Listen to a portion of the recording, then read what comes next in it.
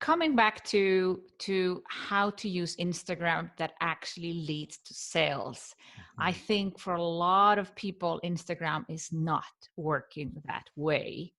So Sure. can it give us an idea of what happens? How do you first of all go after more followers, which is what a Hmm. lot of people need to do because their accounts are too small. Sure. And then how do you treat that follower? What happens next? And how do you kind of get them to buy from you? Like, what's your secret sauce?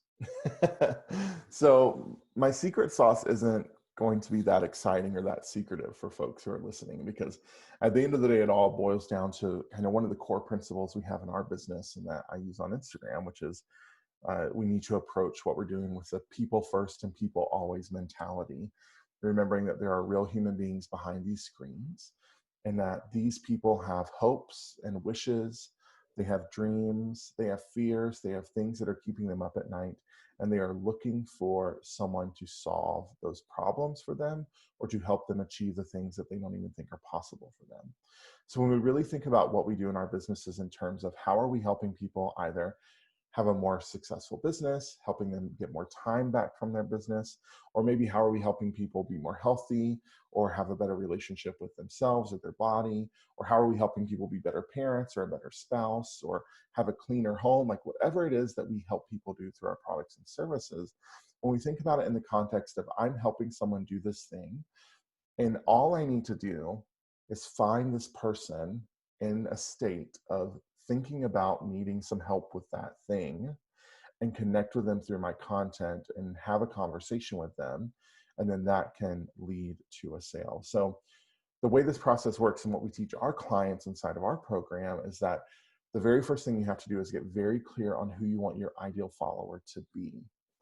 And a lot of people are approaching follower growth from a perspective of all followers are good followers. And that's just not true.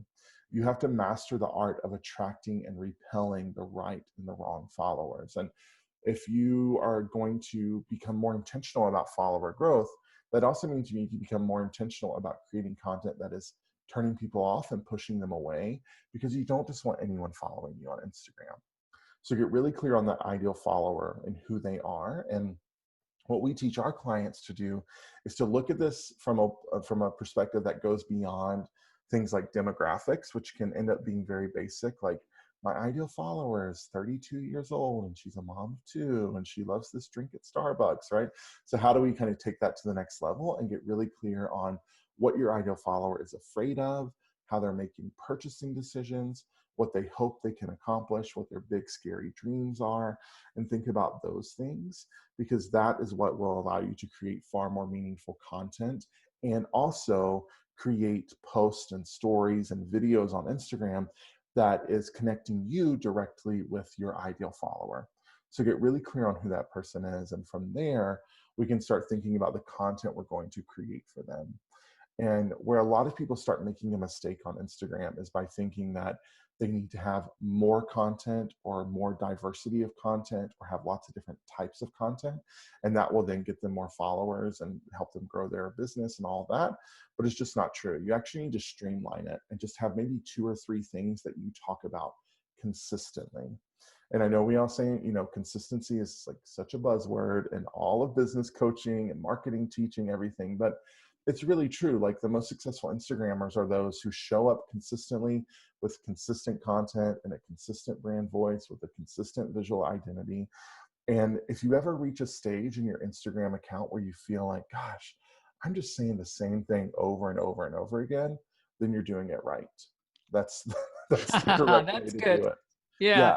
Because the only way that we build authority and that we get our name recognized and that we become the go-to in our niche or our industry is by saying the same crap over and over and over